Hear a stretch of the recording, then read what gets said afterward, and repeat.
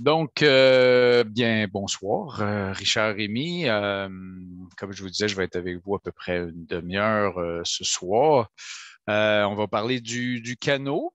Je suis tout seul. Il n'y a pas tant de monde que ça ce soir à la conférence, mais je ne serai pas capable de répondre à vos questions en même temps que je parle, donc je vais les garder pour la fin, fait que vous inquiétez pas. Habituellement, on est deux ou trois dans les conférences, mais ce soir, je suis tout seul.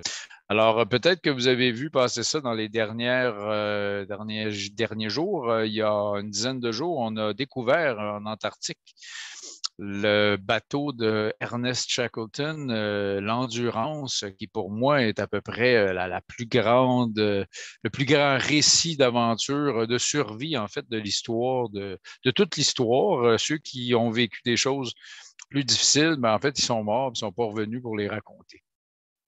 Donc, je trouve ça intéressant. En fait, je mets ces photos-là. Ça n'a pas un rapport, évidemment, très direct avec le canot. Mais je veux vous raconter un peu d'où vient Caravanier. Caravanier, c'est 1998. J'en suis le fondateur. Et ce qui m'a inspiré pour lancer Caravanier, c'est des histoires à la Shackleton. C'est aussi des histoires aussi simples que Tintin au Tibet et le Temple du Soleil. En fait, tous les Tintins, mais ces deux-là particulièrement. Ce qui fait que dans ces deux pays-là, on a beaucoup, beaucoup de voyages. Tibet, Népal, dans ce coin-là. C'est aussi des choses comme le film où j'étais en secondaire 4 et on avait un prof de littérature, puis on étudiait la littérature, les récits d'aventure, et puis ce film-là est sorti. Ça m'avait marqué. Le voyage commence au Népal. C'est relativement mal fait. Des gens sont peinturés en noir, mais le film est quand même excellent, puis il reste excellent. Donc, en 98, on avait 20 ans. On va bientôt avoir 25 ans avec un 2 ans de parenthèse québécoise, si on peut dire. Vous me donnez 30 secondes. Comme je dis à chaque conférence, j'ai un petit chien de 6-7 mois qui là, est en train de gruger un cadre de porte. Je vous reviens dans 30 secondes, même pas 15 secondes, je reviens, ce sera pas long. Alors, j'espère que vous ne doutez pas que c'est en direct. Je vous disais qu'on a 20 ans, on va bientôt avoir 25 ans. Puis pour nos 20 ans, on est allé faire un tour dans le désert du Sahara. On a fermé le bureau pendant 2 semaines et on a invité les gens de partout à travers le monde avec qui on travaillait. Je trouve ça important de dire ça parce que Caravani, c'est ça. Vous allez voir tout à l'heure, je vais vous parler un peu des prix, mais on n'a jamais la prétention de vendre nos voyages cher. On essaie de gagner raisonnablement nos vies, de bien payer les gens avec qui on travaille et de temps en temps, mais ça nous permet d'inviter ces gens-là qui ne voyageraient pas sinon. Et puis, vous avez sur la photo, si vous voyez mon curseur, le Babou et Tendi, qui sont népalais, des Sherpas. Sherpa, ça veut dire homme de l'Est, hein, c'est au Maroc, je les ai amenés sur le bord de la mer. Ils n'avaient jamais vu la mer. Alors, c'est aussi ça, Caravanier. C'est pas que faire des voyages, c'est aussi faire profiter les gens qu'on va rencontrer. Après, après 25 ans ou presque, je vous dirais qu'on n'est plus dans je vous dirais, la dynamique de lancer une compagnie et de se faire trop connaître. Il faut toujours se faire connaître, bien sûr, mais on n'est pas à la recherche du meilleur prix, du voyage le plus court, pour pas que ça coûte cher. Non, on se permet d'être sélectif à la fois dans le voyage et puis ça fait aussi une certaine sélection auprès de nos voyageurs. Donc, c'est important de bien comprendre que vous ne pouvez pas, même si vous trouvez la conférence intéressante ce soir, j'espère, vous ne pouvez pas aller en ligne puis vous inscrire puis mettre votre numéro de carte de crédit ou envoyer un chèque. Ça ne marche pas comme ça. Vous n'aurez pas le choix de nous appeler. Nous, ça nous assure comme ça qu'on sait à qui on parle, que vous allez venir, le voyage que vous allez choisir. Si vous faites la rivière du Moine, par exemple, ce n'est pas votre première expérience en canot. Donc, ça nous assure ça. Et puis, en même temps, je pense que moi, je me suis toujours dit que, bon, moi, je suis guide beaucoup, mais que si je voulais acheter un voyage du type de ceux qu'on offre, une des premières questions que je poserais, c'est à quoi va ressembler le groupe? Et la meilleure façon de s'assurer une certaine homogénéité dans le groupe, c'est justement de parler aux gens. C'est ce qu'on fait. Donc, n'hésitez pas à appeler. D'ailleurs, la conférence de ce soir va vous donner une idée de certains voyages, mais ne va pas répondre à toutes vos questions. Alors, je vous encourage donc à nous appeler dans les prochains jours, prochaines semaines. Caravanier, c'est une petite équipe moyenne, je dirais. On parle d'une dizaine de personnes au bureau environ, puis peut-être une quinzaine de guides à l'étranger. Et puis, ce n'est ni une petite compagnie d'une ou deux personnes, mais ce n'est pas non plus une grosse compagnie. Donc, soyez convaincus que quand vous appelez au bureau, vous allez parler à quelqu'un qui est très proche du terrain. Pas nécessairement le guide qui va vous guider, mais il y a des chances quand même. En même temps, comme on est un certain nombre, mais ça nous permet d'avoir un chiffre d'affaires raisonnable qui nous permet d'avoir un peu d'ambition, de faire d'avoir des flottes de kayak au Groenland, une autre en Méditerranée pour offrir des voyages plus audacieux. Les gens qui vont vous guider ne sont pas des accompagnateurs de voyage. C'est important pour moi de bien mentionner ça. Ils sont vraiment des guides. Donc, ils ne sont pas là pour traduire un guide local et suivre tout ça. Non, les guides que vous allez avoir connaissent le circuit. Ils sont, si c'est nécessaire, des en canot, en kayak, évidemment, on ne va pas vous envoyer descendre le Dumoine avec quelqu'un qui a fait 2 rivières dans sa vie. Alors ça va de soi, mais on fait les repérages aussi. Et puis, il y a des gens au bureau et tout, fait qu'on recueille les commentaires, puis on ajuste. Des fois, c'est la nourriture, des fois, c'est la durée des jours et tout. Alors, c'est le guide a vraiment le guide et les gens au bureau ont cette importance-là. Voyager et agir en 2022. Voyager, on le sait que c'est un privilège. On sait que prendre l'avion, ça a ses conséquences sur l'environnement.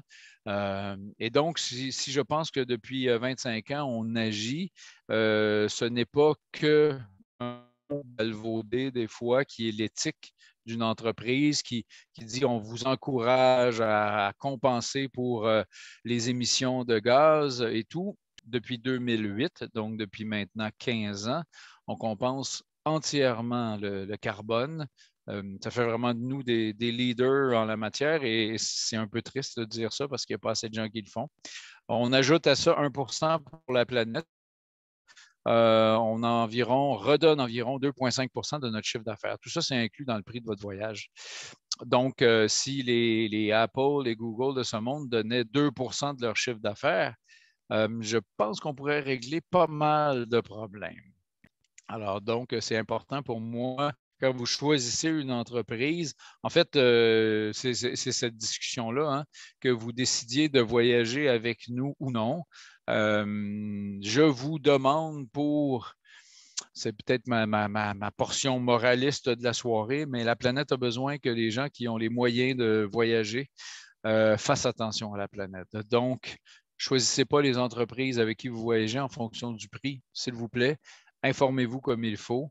Et ce n'est pas parce que quelqu'un vous dit qu'il fait attention à l'environnement qu'il fait vraiment attention. Une chose est certaine, si vous ne payez pas cher, il y a quelque chose, quelqu'un, un animal, des gens, des porteurs au Népal qui payent pour le bas prix. Sur ce, parlons plus de voyage. Voyager en canot. J'aime bien cette image-là parce qu'imaginez qu'on a chaviré en canot, ben, qu'est-ce qu'on fait? Ben, on sort de l'eau puis on y va pour l'apéro. Non. À la Mistissibbi l'été dernier. Un voyage en canot, c'est quoi? Ben, c'est une gang. En fait, tous nos voyages, c'est un peu la même chose. C'est une gang de personnes qui ont des intérêts communs. De tous les âges. On voit des gens ici qui ont 22, 23 ans, des gens qui ont 65, 66 ans, mais qui ont évidemment en commun de vouloir bouger. Dans les voyages dont je vous parle ce soir, il y a évidemment du camion. Puis qui savent que, bon, ben oui, outre, ils vont être bien guidés avec des gens qui connaissent la rivière, le fleuve, la mer, mais on va aussi s'occuper de vous le soir. Fait que typiquement, ceux qui ont fait des voyages de canot, vous allez reconnaître le principe de virer un canot de bord puis de faire une table avec puis de servir le repas là-dessus. Il y a du vin, il y a de la bière et tout, alors on se gêne pas quand même. Je vous voulez poser des questions, en bas, il y a Q&A, puis il y a chat aussi. Je vous suggère, vous pouvez aller dans les deux, le chat et questions et réponses. Comme je suis tout seul ce soir, à la fin de la conférence, je vais faire le tour des questions et y répondre. Donc, je vous parle de 5 voyages ce soir. La Kipawa, dans cet ordre-là, Restigouche, Mistassini, Dumoine. J'en ai rajouté une à la fin, mais j'ai oublié de l'ajouter ici. Je vais vous parler aussi de la descente de la rivière Mag. Je les ai placés en ordre croissant je vous dirais, pas nécessairement de difficulté d'effort physique, mais de difficulté technique. J'ai fait tous les voyages qu'il y a là, sauf un, la Dumoine, mais tous les autres, je les ai faits. Donc, je vous parle en connaissance de cause. La Kipawa, donc on est dans la région du Témiscamingue, qui est certainement la région la moins touristique de tout le Québec. Là, on enlève les endroits difficilement accessibles, là, parce qu'évidemment, je vous parle du Mouchouanipi tout à l'heure, où ça, c'est dans une autre catégorie, mais dans les endroits où qu'on peut rejoindre en véhicule, l'Abitibi-Témiscamingue, c'est quand même une région que les gens connaissent peu. Et c'est un endroit où il y a des dizaines de milliers de lacs, hein, littéralement. Donc, on a choisi un endroit au Témiscamingue qui n'est pas dans le parc, parce que oui, on a entendu, il y a eu le parc d'Opémican, il y a le parc d'Aigbel et tout. On s'en va dans une réserve, la réserve Kipawa, qui a environ 15 000 lacs, là, soit dit en passant. Donc, et on va rejoindre les lacs en passant par des petites rivières et tout. C'est vraiment la quintessence de ce qu'on imagine comme le kayak de lac. Il n'y a personne. Oui, il y a 2 ou 3 pourvoiries en route où on va peut-être croiser 2, 3 pêcheurs, bateaux à moteur pendant tout le voyage, mais c'est tout. Il n'y a pas d'accès par la route et on fait un beau parcours de 7 ou 8 jours qui va nous amener dans des endroits extrêmement, extrêmement sauvages. Donc, et parmi ces. Et vous voyez, bon, c'est vraiment le paysage de lac du Nord, pas le Grand Nord, mais quand même. On choisit la période de l'année pour ceux qui s'inquiètent où il y a beaucoup moins de moustiques. Vous allez voir les photos où on est en short, pas en t-shirt. L'année passée, on n'a absolument pas eu de problème avec les moustiques. Là. Je veux dire, c'est pas les Laurentides au mois de mai, loin de là. Donc, parmi les plaisirs de ce type de voyage-là, puis là, je pourrais parler de tous les voyages, mais évidemment, les campements. Vous devinez ici, ça, c'est un endroit qui s'appelle la Chute Turner, qu'on n'a évidemment pas descendu ça. Alors, on doit faire un portage pour ce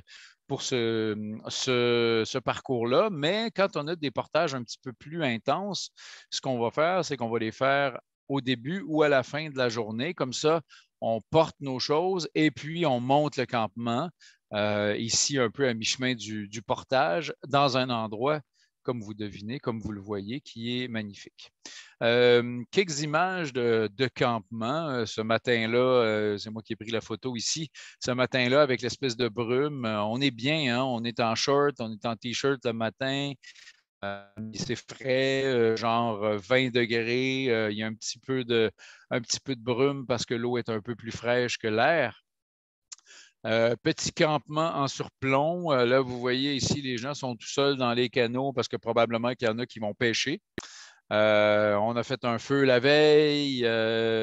Et puis, un autre campement ici, Guillaume, vous avez peut-être entendu un gars qui est parti à pied de Rouyn-Noranda dans ce coin-là, puis qui est descendu en ski en raquette jusqu'à Montréal. C'était la semaine dernière ou l'autre avant.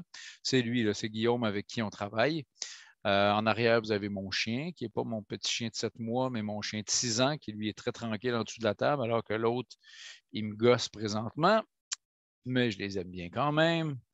Donc, fait que vous voyez un peu l'ambiance, hein, l'espèce de grande poêle, on met les légumes, il y a des saucisses là-dedans, on fait cuire ça, les gens nous aident, visiblement, les gens ne sont pas stressés. C'est important de comprendre dans ce voyage-là s'il n'y a aucune difficulté technique parce qu'on n'est que sur des lacs. Non, je m'excuse. On est sur des lacs 80 % du temps. Les 2 dernières journées, on descend de rivière où on a des petites initiations de style R1 sur la rivière qui se passent très bien et que les gens apprécient beaucoup. On a quand même quelques portages à faire. Et ça fait le portage, c'est pas un obstacle, hein, ça fait partie des voyages de canot. Et chacun fait sa part, hein? C'est-à-dire qu'une petite une personne qui pèse 100 livres, ben, on ne va pas lui demander de porter un canot, mais on va lui demander de porter des bagages aller-retour 2 fois, par exemple, pendant que d'autres un peu plus costauds vont porter les canots. Les lacs sont à différents niveaux, donc on n'a pas le choix de faire des portages. Et ça fait vraiment partie, en fait, je vous dirais que ça fait partie de l'histoire d'Amérique du Nord, hein. Vous allez voir de la faune, évidemment, les huards. C'est la première fois de ma vie, en fait, la seule fois de ma vie où j'ai vu, on a compté 18 huards ensemble qui chantaient littéralement. C'était magnifique. Je n'ai pas eu l'explication animalière de ça parce qu'habituellement, les huards sont en couple ou ils sont seuls. Pas nécessairement sur un lac, mais ils n'ont pas un lac par couple, mais ils peuvent avoir une baie, par exemple, tout dépendant de la grosseur du lac. Mais là, il y avait près d'une vingtaine de huards. Je ne sais pas quel est le phénomène, mais je n'avais jamais vu ça. C'était très impressionnant. Donc, bon, évidemment, ça fait partie des classiques, hein. On se couche, on prend notre verre de vin, on mange, on est au mois de juillet, on est au mois d'août, dans le fond, pour la Kipawa. Alors, les journées sont longues, on prend notre temps, on est une dizaine de personnes, en 10-12 personnes, fait qu'on s'amuse, on parle et tout. Alors, on ne va pas se coucher à 9 heures, là. Je change complètement de région. On s'en va en Gaspésie, dans la vallée de la Matapédia, où on s'en va à la Restigouche, qui est fort probablement la plus belle initiation, mais vraiment initiation douce à la descente de rivière. Donc, on va faire 2 rivières, Kegwitch qui commence au Nouveau-Brunswick, qui se jette dans la Restigouche. Il y a peut-être des gens qui connaissent, si vous êtes passé en Gaspésie, la rivière Bonaventure. La rivière Bonaventure, c'est une magnifique rivière, mais où il y a environ 2000 personnes par jour la fin de semaine et plusieurs centaines la semaine. C'est une rivière claire et tout, c'est très beau, mais il y a tellement de monde que c'est évidemment, ça ne fait pas partie je dirais des valeurs caravaniers, mais c'est certain qu'on cherche. Donc, on a jeté notre dévolu sur la rivière Restigouche. Et oui, évidemment, c'est plus Restigouche et Kegwitch, c'est plus de logistique. La navette,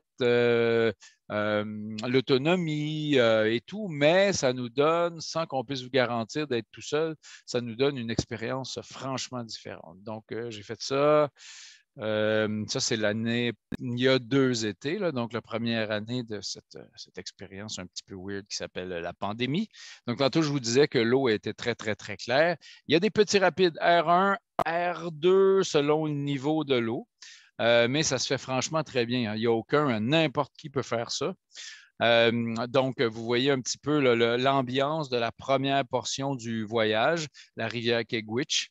Il y a des fosses à saumon, donc on va littéralement vous prêter un wetsuit et pale, masque et tuba pour aller nager, pour voir les poissons. Donc, la période où on y va, c'est bon pour les poissons et il y a vraiment des fosses qui sont beaucoup plus profondes. Ici, les fosses ne sont accessibles qu'en bateau à une période de l'année et on ne va pas dans cette période-là, donc vous ne verrez pas plein de pêcheurs. Ceci dit, des pêcheurs, ce n'est pas tellement dangereux, ce n'est pas tellement dérangeant. Dangereux, non, mais pas dérangeant non plus.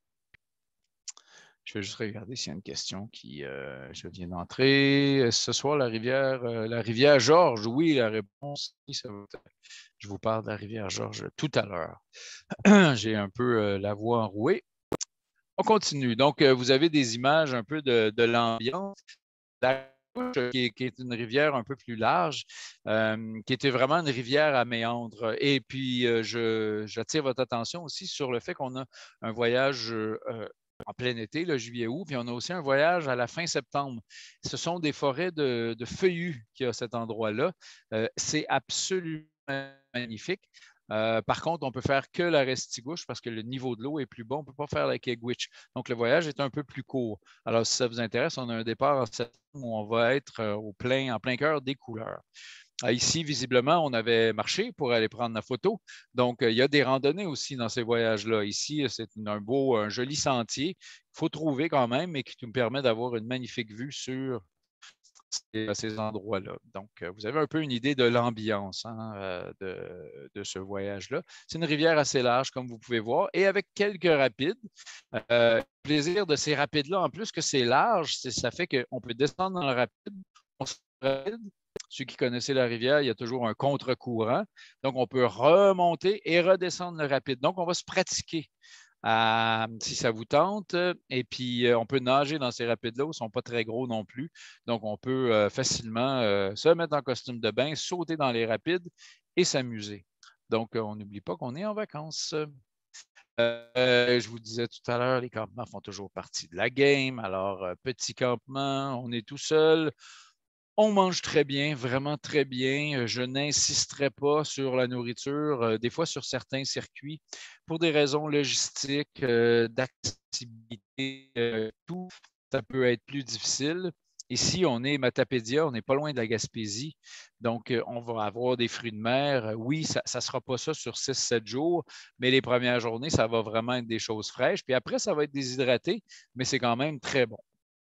Bon, là, j'ai mes chiens qui se battent en dessous de la table. On continue un peu.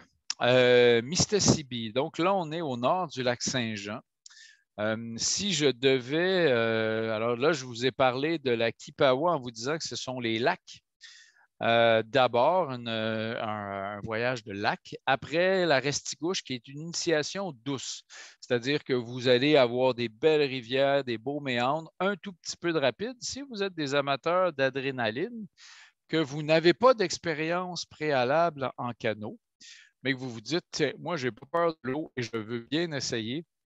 La rivière Mistassini, c'est vraiment une magnifique rivière. Je l'ai faite l'année dernière. J'ai fait d'autres rivières là, dans ma vie. Je ne suis pas un pro canot, mais j'en ai fait quand même un peu. Mais je n'avais jamais fait la Mistassini. C'est franchement une magnifique rivière. Où il y a toutes les ambiances. Et puis, comme c'est un bon défi technique, comme vous pouvez voir le rapide ici, ce qu'on a monté, c'est qu'on a monté 2 jours de pratique avant, où on revient au campement, c'est-à-dire qu'on on loue des petites maisons. Là. Et donc, ces journées-là, là, l'idéal, c'est qu'on chavire, puis qu'on se pratique comme il faut. Il y a des bons rapides, à la limite, plus gros que ceux qu'on va descendre. Mais on est dans des canaux légers, on se pratique, c'est notre initiation. C'est le temps de se pratiquer puis de tomber à l'eau et de se rendre compte que vous avez des guides qui vont vous sortir de là puis que ce n'est pas dangereux. Alors, on se pratique 2 jours et après ça, on va partir pour 6 jours de descente sur la rivière Mistassini, qui est franchement magnifique. Vous voyez, une idée ici, on a un peu l'impression d'être sur le Saguenay en modèle réduit parce que la rivière est étroite. Donc, le départ sur 6 jours, on a 2 jours, on est franchement on est sur une rivière qui a un courant, mais qui n'a pas de rapide, et où on peut pêcher. Et tranquillement, les rivières, les rapides vont venir et c'est vraiment très progressif pour terminer à la dernière journée où vous allez avoir plusieurs rapides de suite, des R2, des R3, même un R4. On n'est pas obligé de le passer le R4, même les R3, si des gens sont craintifs, on peut toujours faire du portage. Mais le guide avec qui on travaille connaît tellement bien la rivière et on le suit. Et puis oui, ça se peut que quelqu'un chavire, mais on va aller vous chercher. Donc, superbe initiation avec de l'adrénaline. Si vous avez peur de l'eau, peut-être que des voyages sur l'eau, ce n'est pas la bonne affaire, mais celui-là demande quand même une certaine audace si vous n'avez pas d'expérience. Et même si vous avez de l'expérience et que vous n'avez pas fait la Mistassini, c'est franchement une très, très belle rivière au niveau esthétique. On s'amuse bien. Il y a des campements, il y a des plages magnifiques. Des fois, tous les campements, il y a 5 campements, 6 jours de descente et 5 nuits. Donc, les campements sont tous différents les uns des autres. Des fois, c'est des grandes plages. Des fois, on est franchement encaissé dans la forêt. Alors, ça permet ce type d'expérience-là. Alors, des fois, après on est crevé. Pas tant que ça, c'est plus qu'il fait gros soleil, puis on en profite après le dîner pour se reposer. Cette photo-là, vous l'avez vue tantôt, mais ça représente bien tous les voyages, hein? Le petit vignier, les apéros, pendant que les guides font la cuisine pour le souper. C'est tout à fait l'ambiance de tous les voyages. Puis si on est chanceux, évidemment, en passant à 7, 8, 9 jours sur une rivière, on va avoir ce genre de coucher de soleil-là. On est certain. L'image ici est peut-être un peu trompeuse parce qu'on a l'impression que c'est un camp un camp de jeunes. C'est le voyage le plus technique qu'on a. On peut faire des rivières beaucoup plus techniques, mais là, on parle d'un autre niveau. La rivière du Moine, qui est aussi une magnifique rivière qui part du Témiscamingue, dans le fond, et qui descend vers le sud, là. Donc, la rivière du Moine est une rivière plus engagée, c'est-à-dire que comme vous n'avez pas le choix de nous appeler au bureau, ben, quand vous allez parler à quelqu'un, il y a des bonnes chances que ce soit moi. Ben, je vais vérifier vos connaissances. En fait, typiquement, si vous nous dites que vous avez fait la rivière Mistassini, vous êtes capable de faire la rivière du Moine. La rivière du Moine, c'est un petit peu comme si on prenait les 2 dernières journées de la Mistassini, où il y a des R2, R3 répétitions, et on étendait ça sur 6 ou 7 jours. Ceci dit, la rivière du Moine, c'est quand même une rivière qui pardonne très bien, c'est-à-dire que là où les rivières sont plus délicates, c'est quand il y a des longs trains de rapide pendant voire des kilomètres, et que si vous chavirez, ben, c'est long avant la récupération. Or, la rivière du Moine, ce n'est pas ça. Il y a des bons rapides, puis après, il y a des bons bassins de récupération, ce qui fait que ça nous permet, nous, les guides, de dire, ben, écoutez, on y va, puis si jamais ben, ça ne se passe pas comme vous voulez dans le rapide, ben, on est en bas, puis on va vous récupérer. Mais j'insiste, ce n'est pas une rivière pour des débutants. Nous, on la met dans notre programme justement parce qu'on a plusieurs personnes depuis 2 ans. Là, on parle de peut-être une centaine de personnes qui ont fait la Mistassini avec nous et qui, la prochaine étape, ben, c'est la rivière du Moine. Donc, on espère bien avoir un groupe. On a déjà des gens inscrits en fait, pour tous les voyages dont je vous parle, on a déjà des gens inscrits. Mais la du Moine aussi.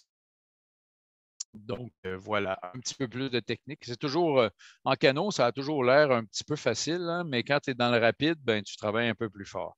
Ici, il y a un chien dans le canot, mais c'est des amis qui descendaient la rivière, là, alors je ne propose, j'amènerai pas mon chien avec moi. Ça brasse quand même un peu. C'est une rivière aussi où il y a quelques portages et il y a des cordelles comme ça ici. Souvent, c'est parce qu'il n'y a pas vraiment de passage à se frayer ou il n'y a pas assez d'eau. Et puis, si on accroche, ben là, vu qu'il n'y a pas d'eau, on va rester pris dans les roches. Donc, il faut faire des passages comme ça. Ça fait partie du canot. Évidemment, on est au campement, on apporte des petites chaises comme ça. Youpi, on regarde ça et c'est le fun. On monte d'un niveau en adrénaline, sauf que, bon, la conférence de ce soir, c'est le canot. Par contre, je trouvais très pertinent de vous parler de la descente de la rivière Magpie. La rivière Magpie, si quelqu'un voulait descendre ça en canot, on s'adresse vraiment à des experts, là, puis pas juste des experts débutants, mais des experts très experts. Parce que c'est des R3, R4 beaucoup, il y a des R5 aussi. On ne peut pas passer plus que des R5. Donc, nous, ce qu'on vous propose, c'est de la descendre en rafting. C'est une rivière, on part de Havre-Saint-Pierre en hauteur comme ça. Alors, on part pendant 1 heure et demie environ et on se fait débarquer au lac de tête, le lac Magpie, et là, on va descendre pendant 6 jours. On a choisi d'étirer la descente. On aurait pu la faire en 4 jours. On a décidé de la faire en 6 jours pour profiter des paysages, aller faire des randonnées. La Magpie, c'est une magnifique rivière. C'est classé par le National Geographic, qui peut être une référence, bien sûr, comme une des 10 plus belles rivières d'eau vive au monde. C'est chez nous. C'est une rivière qu'on essaye fort de protéger. Les gens avec qui on travaille, Mathieu de Noriac, est sur un comité pour la protection de la rivière Magpie. On s'implique un peu, évidemment, on n'a pas la même implication que les gens avec qui on travaille, qui habitent là-bas. Mais en descendant la rivière, ce qu'on fait, c'est qu'on montre qu'on peut faire autre chose que des barrages et de l'électricité sur une rivière. Donc, l'idée, c'est aussi de la protéger.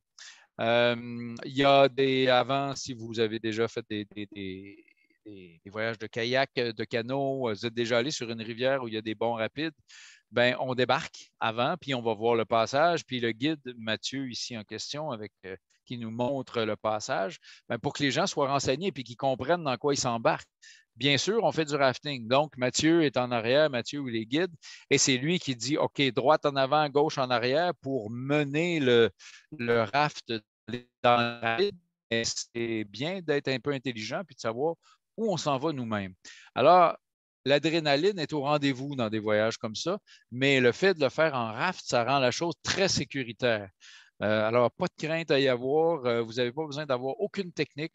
Encore une fois, si vous avez peur de l'eau, je ne vous garantis pas que vous ne vous mouillerez pas, mais vous allez avoir du fun. Dans un voyage comme ça, ben, les bagages sont portés dans des catarafes, c'est-à-dire des deux espèces de deux coussins gonflables style catamaran, avec toutes des glacières et tout. Alors, on mange franchement très bien. On a de l'équipement. C'est même lourd un peu. Mais ça nous permet, fait que vous voyez un petit peu, le groupe était deux complets l'an dernier. Donc, ça nous permet d'apporter même des choses comme ça, parce que croyez-le ou non, les homards, ça ne vit pas dans l'eau douce et ce n'est pas une grosse écrevisse, c'est vraiment des homards. Donc, le premier soir, youpi, dans notre glacière, on avait ce souper-là. Rivière, évidemment, on ne passe pas en raft, mais des fois, comme je vous dis, on a des portages à faire. Alors, la rivière Magpie, c'est vraiment un trésor national. J'espère qu'on va être assez intelligent pour ne pas construire de barrage dessus et la protéger. Tous les voyages dont je vous parle, en fait, tous les voyages à travers le monde, je dis toujours que c'est le plus beau voyage du monde. Est-ce que j'ai un attachement particulier envers le voyage dont je vous parle à l'instant, c'est-à-dire le Mouchouanipi, la rivière Georges. On est à une époque, je vous dirais, où on parle beaucoup de réconciliation avec les peuples autochtones, ici particulièrement les Inuits. On le sait qu'on n'a pas été, c'est un euphémisme, très gentil, on parle des pensionnats et tout ça, avec les peuples qui habitaient ici avant nous. Dans cette série-là, bon, on commence à travailler des circuits où on a plus une immersion avec les gens qui habitent, qui sont nos voisins, en fait, qui sont nos collègues de vie et de tout. Donc, ici, on commence avec les Inuits et on s'en va sur la rivière Georges, une des très grandes rivières du Québec. Et c'est vraiment c'est une expédition dans tous les sens du terme. Moi, mes deux terrains de jeu de prédilection que je connais le mieux depuis presque 25 ans chez Caravani, c'est l'Himalaya et le Groenland. Je ne me plains pas du tout. Mais jamais, ni en Himalaya, ni au Groenland, je suis dans un endroit aussi sauvage que ce que j'ai trouvé au Mouchouanipi et à la rivière Georges.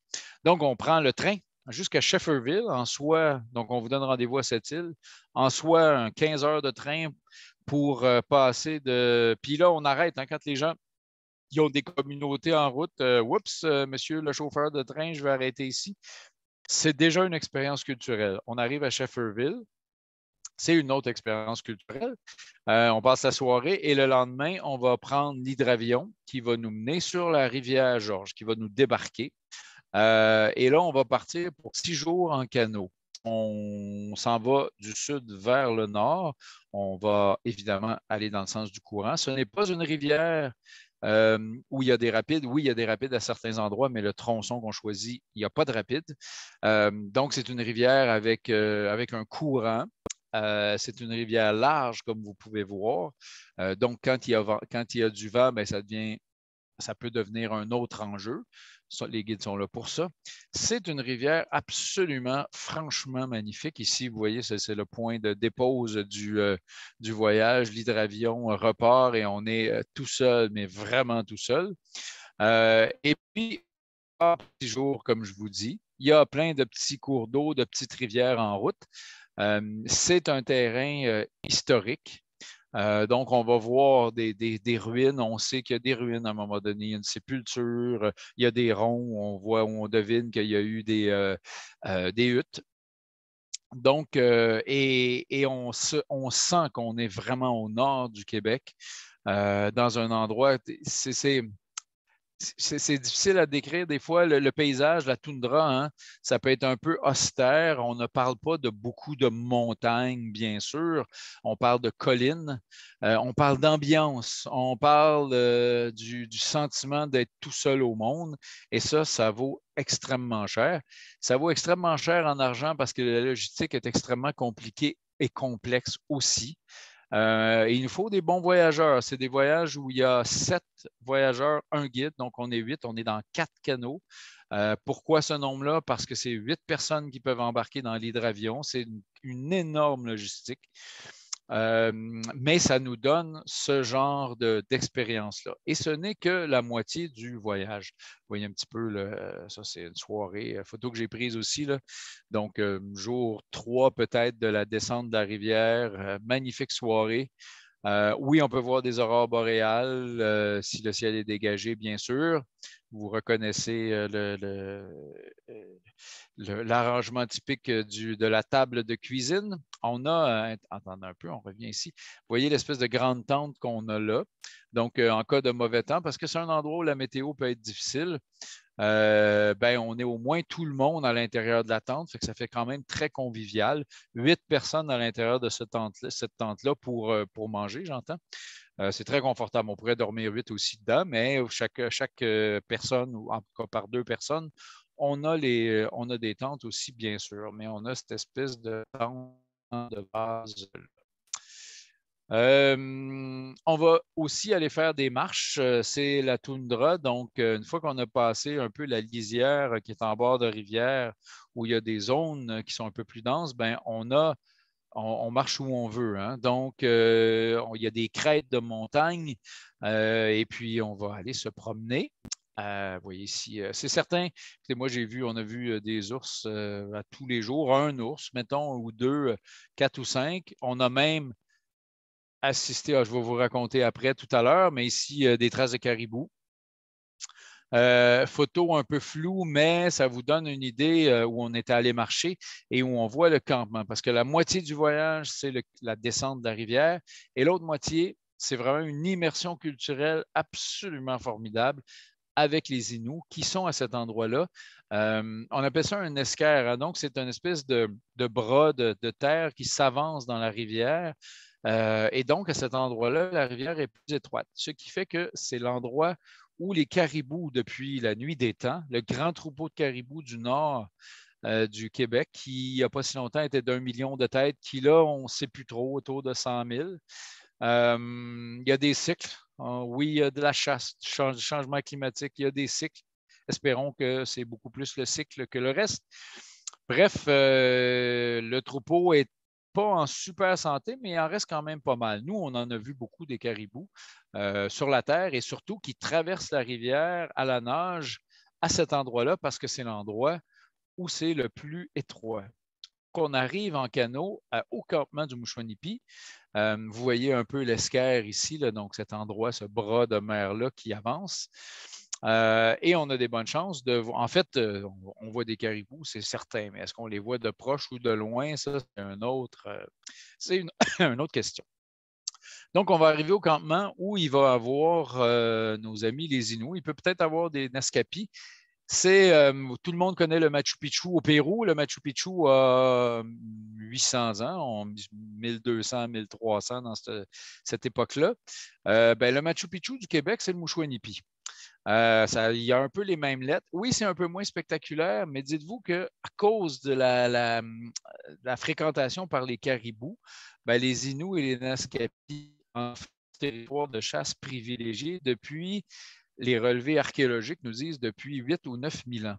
Alors, vous allez sur le site, vous trouvez des choses comme ça. Évidemment, vous n'avez pas le droit de les rapporter, mais les archéologues sont venus et ont fait des relevés. Ça remonte effectivement à au moins 8 000 ans. Et on a des gens avec qui on travaille là-bas, là, donc les Inuits, qui vont nous faire cette visite-là. Fait qu'on va voir les ronds. Il y a une sépulture aussi. Évidemment, on n'a pas creusé, mais on devine qu'il y a quelqu'un d'enterré qui est là. C'est vraiment un endroit au niveau historique qui est extrêmement important au Québec. Et il faut, s'il n'y a pas des photos du style Machu Picchu, justement, l'évocation et le partager avec les gens de la place, qui sont leurs descendants, hein, donc les Inuits. Ici, c'est Serge Achini. Donc, il est un peu le leader de cette petite communauté-là qu'on va rejoindre et avec qui on va partager. Puis, évidemment, au Groenland, on travaille beaucoup avec les Inuits, au Tibet, avec les Lopa, les Kampa, et tout ça. Il y a une particularité, les Inuits au Québec, c'est qu'ils parlent français. Donc, le partage et les échanges, c'est à vous aussi de le faire. Et dans ce voyage-là, on a nos 6 jours de descente et après, on a 4 jours où on reste au campement. Oui, on va faire des marches, mais l'idée, c'est d'être avec eux. Puis là, ils vont être plusieurs. Ils ne sont pas juste 2, 3, là, ils sont 5, 6, 7, 8. Ça dépend parce qu'eux font des allers-retours, ils viennent, ils vont pêcher, chasser. Pour vous dire, un groupe de 8, un poisson comme vous avez vu, puis qu'on est en train d'arranger. Dans ce cas-ci, c'est une truite, mais ça peut être du saumon aussi. Bien, un seul poisson, ça nourrit tout le groupe. Puis il en reste un peu pour le lendemain aussi. Alors, si vous voulez apprendre les techniques de filetage et tout, vous allez l'apprendre. Vous êtes avec des gens aussi qui sont un peu devenus quand même des amis. Ici, il y a Stacy. Qui va travailler avec nous, la mère de Serge, qui est encore avec nous. On va faire fumer le poisson. Donc, toutes des choses, des fois, ça a l'air un peu folklorique, mais dans le cas présent, ben, c'est comme ça qu'ils vivent, eux, pendant le temps qu'ils passent là, l'été. Ça, c'est juste j'ai apporté un chaudron en fonte pour faire une espèce de crumble aux pommes. Et puis, c'est peut-être dur à croire, mais ce qu'il y a dessus, ça ressemble à mes pommes parce que j'avais fait, les gens avec qui j'étais, j'avais un magnifique groupe l'été dernier. Puis, on a eu une météo un peu difficile à un moment donné. J'ai dit, écoutez, là, ce soir, on mange un super crumble. S'il y en a qui m'écoutent, ils vont comprendre. Et puis, on l'a fait chauffer un peu trop longtemps. Fait que les pommes avaient l'air des charbons, mais ça a été excellent pour le moral parce qu'on a tellement ri que finalement, ça a été une superbe expérience. Encore une fois, on mange très bien. Hein. Ici, une espèce de sushi de saumon qu'on sert, qu'on prend plaisir de servir sur une petite tranche de bois. Les chapoutoines, hein, d'ailleurs, d'où découle le mot chapiteau, il y en a quelques-uns sur le site. Nous, on va dormir dans un. Ça, c'est le chapoutoine cuisine où on mange. Fait que vous devinez que ce n'est pas que notre groupe parce que là, vous devinez que c'est les Inuits qui sont là. Peut-être que vous reconnaissez ici Michèle Audette, qui est maintenant sénatrice, mais qui est quand même une des personnalités connues. Elle est là au camp, puis normalement, elle devrait être là l'an prochain aussi parce que c'est la conjointe de Serge Achini. Là, donc, donc, Michel est là souvent. Alors, on a vraiment c'est le fun parce qu'on a des discussions que axées sur la tradition, mais sur la modernité. C'est quoi la réalité des Inuits aujourd'hui? Puis quand on parle qu'il faut commencer, que la meilleure façon de commencer une réconciliation, c'est d'abord de partager des moments avec eux. Et c'est vraiment ce qu'on fait là-bas en se donnant quelques jours pour le partager. Alors, il y a tout ça, l'archéologie, les traditions, la maman, ici on voit c'est la maman de Serge, elle était là, elle est toute petite, hein? Petite madame frêle qui est née, qui a passé, elle a vécu la réalité des pensionnats et tout, mais elle nous raconte son histoire, elle est adorable.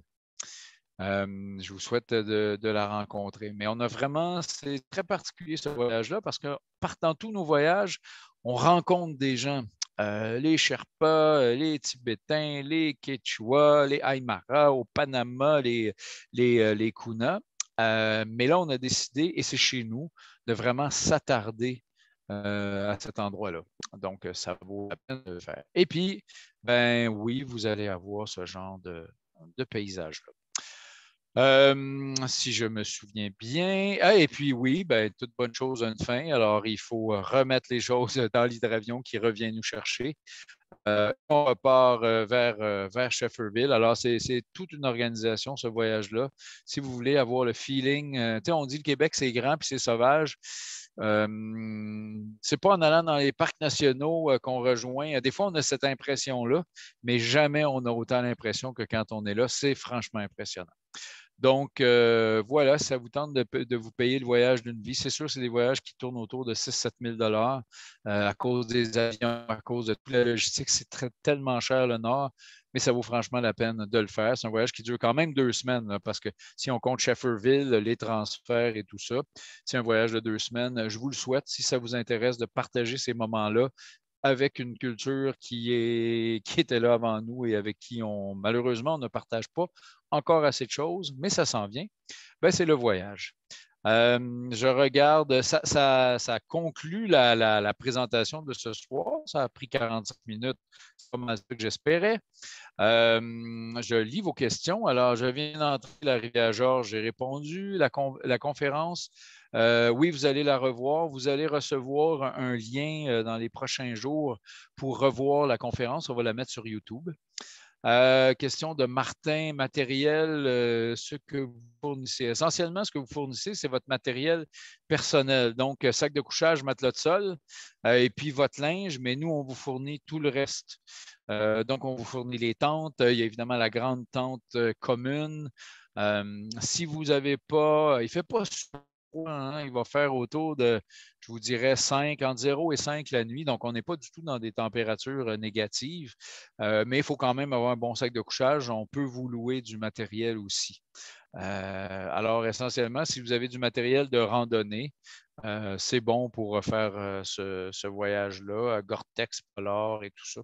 On vous fournit le matériel un petit peu plus spécifique. Je ne vois pas d'autres questions, mais allez-y. En terminant, ça vous donne quand même le temps de mettre quelques questions.